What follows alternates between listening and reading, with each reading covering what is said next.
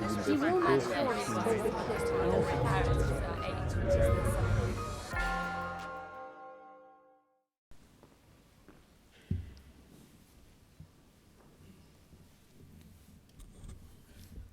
Today, many strands of my life have come together.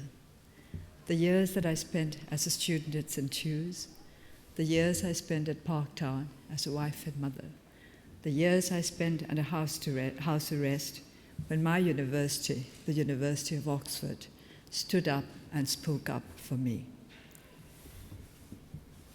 During the most difficult years, I was upheld by memories of Oxford.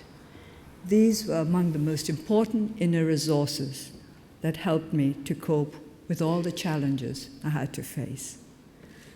The memories were in fact very simple ones. Summer days like these, when I went on the charwell with friends in a punt, or sat reading on the lawn at St. Hugh's, or in the library, not looking at the book, but out of the windows. But these were very precious memories, because I had lived a happy life. And this made me understand so much better the young people of Burma who wanted to live a happy life and who had never been given an opportunity to lead one.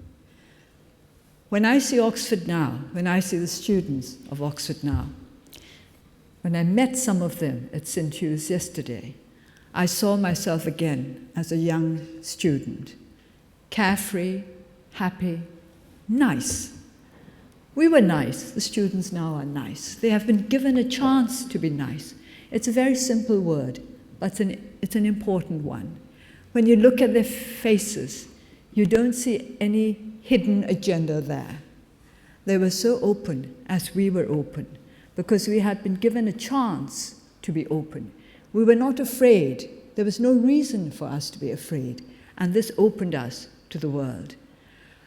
I remember small things. I remember so often going in a bus with my very dear friend Anne Pasnick Slater, sitting side by side in a bus on the Banbury Road, our four denim-clad knees next to each other, and Anne looked down and said, "It's not fair, even knees are different." And it was true. I think, I'm not quite sure which way it was, but one set of knees was pointed and one set of knees was round. And these were the sort of things we noticed as students and talked about and built a whole philosophy on this little fact that we had different sets of knees. Our knees were shaped differently. The world was shaped differently, but we were not afraid of it. The differences meant that we were all the stronger. We learned how to cope with the different problems that we would have to face. I have to mention one of my fellow honorants at this time, because when I was under house arrest, I was also helped by the books of John le Carre. They were an escape. I won't call it an escape. They were a journey into the wider world, not the wider world just of other countries, but of thoughts and ideas. And these were the journeys that made me feel that I was not really cut off from the rest of humankind. I was never alone, because there were many, many avenues to places far away from where I was. And all this I was able to do to a great extent because of the years I spent at Oxford, the friends I made there. The most important thing for me about Oxford was not what I learned there in terms of set texts and set books we had to read, but in terms of a respect for the best in human civilization. And the best in human civilization comes from all parts of the world. It is not limited to Oxford, it is not limited to Burma, it is not limited to any other country. But the fact that in Oxford I had learned to respect all that was the best in human civilization helped me to cope with what was not quite the best, because what is not yet quite the best may still one day become the best. It may be improved. It gave me a confidence in humankind. It gave me a confidence in the innate wisdom of human beings, not given to all of us, but given to enough of us for the rest of the world to share and to make use of it for others. I have often thought that the saddest thing about Burma over the last few decades has been the lack of campus life for our university students. Campus life means a life in which young people can create their own world or make the world their own.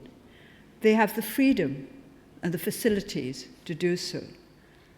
Our young people in Burma have not had this freedom for the last few decades. University life has been shattered because of a perceived need to keep students in order. But that's not possible. Everybody knows that students can't be kept in order. So we shouldn't spend our time on such a futile and really undesirable mission.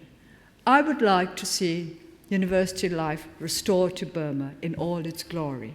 And I would be so grateful if my old university, the University of Oxford, could help to bring this about once again.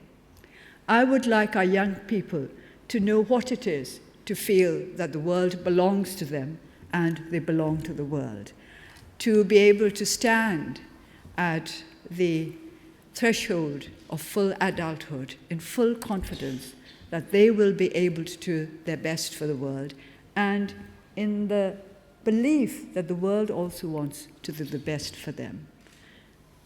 Oxford taught me to value humankind, because when I was in Oxford, I was the only student from Burma. I think I was the only Burmese resident in the university for the first couple of years.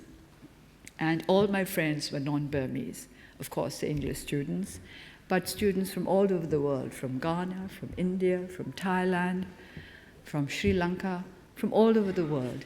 And I never felt that they were different from me. We were all the same. We were all students of this university, which has some magic that makes us feel that nothing separates us, neither religion, nor race, nor nationality, nor even different levels of excellence in academic affairs. Oxford is a place of tremendous broad-mindedness. Nobody discriminates against anybody else because he or she may be different or may not have achieved as much as others. Every human being is expected to have a value and a dignity of her kind or his kind. And that's why, throughout the years when I was struggling for human rights in Burma, I felt I was doing something of which my old university would have approved. And to feel the approval behind me has helped me a great deal. Burma is now at the beginning of a road. It is not the sort of road that you find in England. It is not smooth. It is not well maintained. In fact, it is not yet there. It is a road that we will have to carve out for ourselves. This is a road that we will have to build as we go along. Too many people are expecting too much from Burma at this moment. They think that the road where we are standing is like one of those highways on which I traveled from London to Oxford and almost got car sick. But very straight, very smooth. Too smooth and too straight, perhaps, for me, because I'm not used to such smoothness. But our road is one which is, as I said, one we'll have to build for ourselves, inch by difficult inch. And I hope that you will all be with us while we're doing this. I hope that you will understand that this road is there in our hearts and minds, but not actually there yet in real fact, and that we would need your help and the help of others all around the world to make sure that it leads to where we want our country to go. And where do I want my country to go?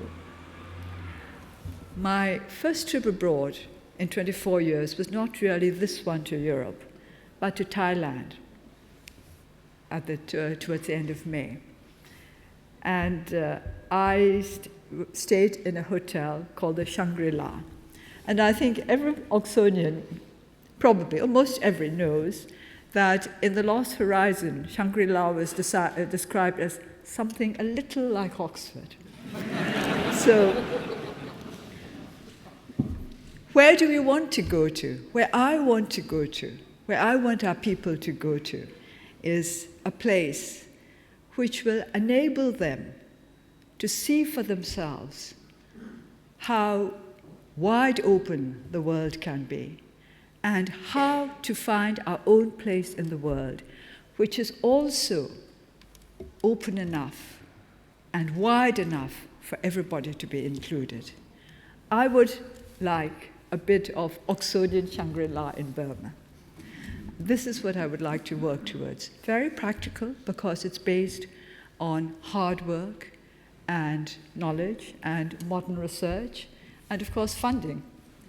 And we mustn't forget funding, which is a very important part of building any kind of successful institution these days. And I mention it because I would like all our friends, all our well-wishers, to remember that investing in Burma should be done with a sense of responsibility, and to remind those who are thinking of making use of the new opportunities that Burma is offering, to remember that we, the people of Burma, need to benefit from these investments as much as the investors themselves. Please help us to make sure that all investments in Burma, business, development, humanitarian, all these, in a sense, are investments, that these investments are democracy-friendly and human rights-friendly, that these investments will help to promote in our country the kind of values for which you stand, the kind of values that you taught me.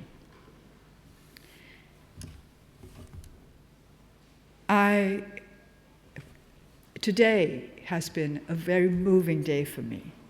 Moving because I have found that the past is always there. It never goes away. But you can select what is best from the past to help you go forward to the future. In my college, my old college, St. Hugh's, I found that I could recognize every bit of it, even though there were very many new buildings. Yet they had merged in with the old. It was such a harmonious picture of the old and the new standing together as a promise for the future. I was very proud to be back in my old college and warmed by the reception given to me and my team, by the principal of the college and his family, and by the students. The warmth of the students was wonderful. I felt that I was back again in my young student days. I didn't feel any different from them. And in a sense, I'm no different now to the young student who was at Oxford so many years before. But also I'm different because I've had to face different experiences. But I bring all these experiences back to me here at Oxford, and I find that Oxford is big enough and broad enough to contain my new experiences as well. The road ahead, as I said, is not going to be easy, but Oxford, I know, expects the best of its own.